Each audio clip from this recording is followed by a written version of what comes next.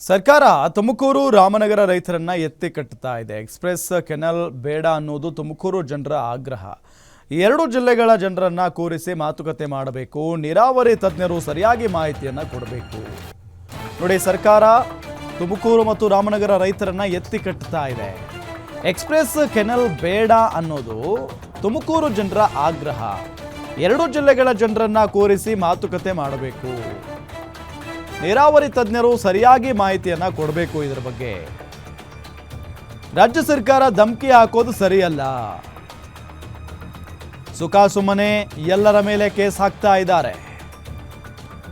ತಕ್ಷಣ ಕೇಸ್ ವಾಪಸ್ ಪಡಿಬೇಕು. ಸರ್ಕಾರದ ವಿರುದ್ಧ ವಿಪಕ್ಷ ನಾಯಕ ಆರ್ ಅಶೋಕ್ ವಾಗ್ದಾಳಿಯನ್ನ ನಡೆಸಿದ್ದಾರೆ. ನೋಡಿ, ಒಬ್ಬ ರಾಜ್ಯದ ನಾಯಕರಾಗಿ ನಾವು ಎಲ್ಲ ರೈತರನ್ನ ಸಮಭಾವದಿಂದ ನೋಡಬೇಕು. ಅದು ಬಿಟ್ಬಿಟ್ಟು ದಾದಾಗಿರಿ ಮಾಡೋದು, ಇವಾಗ ಅಲ್ಲಿ ಚುನಾಯಿತ ಪ್ರತಿನಿಧಿಗಳ ಮೇಲೆ ಕೇಸ್ ಹಾಕೋದು, ಮಠಾಧೀಶರುಗಳ ಮೇಲೆ ಕೇಸ್ ಹಾಕೋದು, ಸುಮಾರು 100ಕ್ಕೂ ಹೆಚ್ಚು ಜನರ ಮೇಲೆ ಕೇಸ್ ಹಾಕ್ತಾ ಇದ್ದೀರಾ. ಅದರಲ್ಲೂ ಶಾಸಕರುಗಳ ಮೇಲೆ ಕೇಸ್ ಹಾಕ್ತಾ ಇದ್ದೀರಾ.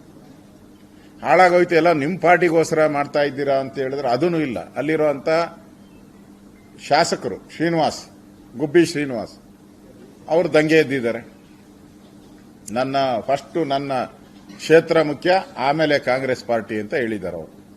ಮತ್ತೆ ಈ ಹೆದರಿಕೆ ಬೆದರಿಕೆ, ನಾನು ಯಾರ ಅನ್ನದಲ್ಲೂ ನಾನಿಲ್ಲ, ಯಾರ ಮನೆ ಅನ್ನನೂ ನಾನು ತಿಂತಾ ಇಲ್ಲ, ನನ್ನ ಮನೆ ಅನ್ನ ತಿಂತಾ ಇರೋದು ನಾನು ಇದಕ್ಕೆಲ್ಲ ಬೆದರಲ್ಲ, ನಾನು ಈ ಹೋರಾಟಕ್ಕೆ ಬೆಂಬಲ ಮಾಡ್ತೀನಿ ಅಂತ ಅಲ್ಲಿನ ಕಾಂಗ್ರೆಸ್ ಶಾಸಕ ಹೇಳ್ತಾರೆ. ಅಂದ್ರೆ ಕಾಂಗ್ರೆಸ್ ಅಲ್ಲಿ ಒಂದು ರೀತಿ ಈ ವಿಚಾರಕ್ಕೆ ಸಂಬಂಧ ಕಾಂಗ್ರೆಸ್ ಒಂದು ರೀತಿ ಒಡೆದ ಮನೆ. ಈಗ ಅವ್ರ ಶಾಸಕರನ್ನೇ ಅವರು ಕಂಟ್ರೋಲ್ ಮಾಡಕ್ಕಾಗಲ್ಲ ಅಂದ್ರೆ ಇನ್ನು ಜಿಲ್ಲೆನೇನ್ ಕಂಟ್ರೋಲ್ ಮಾಡ್ತಾರೆ, ಇನ್ನು ರಾಜ್ಯವನ್ನೇನ್ ಕಂಟ್ರೋಲ್ ಮಾಡ್ತಾರೆ.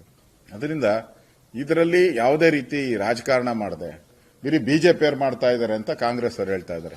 ಆಮೇಲೆ ಗುಬ್ಬಿ ಶ್ರೀನಿವಾಸ್ ಯಾವ ಪಾರ್ಟಿ? ಬಿಜೆಪಿನವರು ಹೇಳ್ಬೇಕು. ಕಾಂಗ್ರೆಸ್ ಅವರು ಅವ್ರ ಸ್ಟೇಟ್ಮೆಂಟ್ ಎಲ್ಲ ಕಾಂಗ್ರೆಸ್ ಬಿಜೆಪಿಯವರು ರಾಜಕಾರಣ ಮಾಡ್ತಾ ಇದ್ದಾರೆ ಅಂತ. ಇದ್ರಲ್ಲಿ ಬಿಜೆಪಿ ರಾಜಕಾರಣ ಏನು? ಗುಬ್ಬಿ ಶ್ರೀನಿವಾಸ್ ಏನು ಬಿಜೆಪಿ ಅವರು ಸೇರಿದಾರ? ಅವ್ರು ಕಾಂಗ್ರೆಸ್ ಅಲ್ಲೇ ಇದ್ದಾರೆ, ಕಾಂಗ್ರೆಸ್ MLA ಆಗಿದ್ದಾರೆ. ಅವ್ರು ಸ್ಟೇಟ್ಮೆಂಟ್ ಮಾಡಿದಾರಲ್ಲ, ನಮ್ಮ ಬೀದಿಗೆ ಇಳಿತೀನಿ ಅಂತ ಧಮಕಿ ಹಾಕಿದ್ದಾರೆ ಕಾಂಗ್ರೆಸ್ ಪಾರ್ಟಿಗೆ.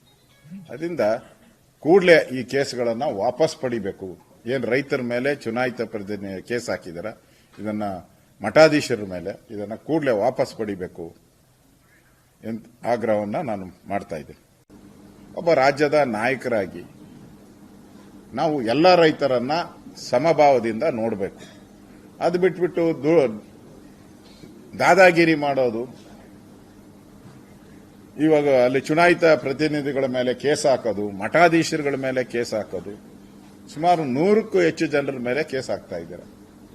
ಅದರಲ್ಲೂ ಶಾಸಕರುಗಳ ಮೇಲೆ ಕೇಸ್ ಹಾಕ್ತಾ ಇದ್ದೀರಾ. ಹಾಳಾಗೋಯ್ತು, ಎಲ್ಲ ನಿಮ್ಮ ಪಾರ್ಟಿಗೋಸ್ಕರ ಮಾಡ್ತಾ ಇದ್ದೀರಾ ಅಂತ ಹೇಳಿದ್ರೆ ಅದೂ ಇಲ್ಲ. ಅಲ್ಲಿರೋ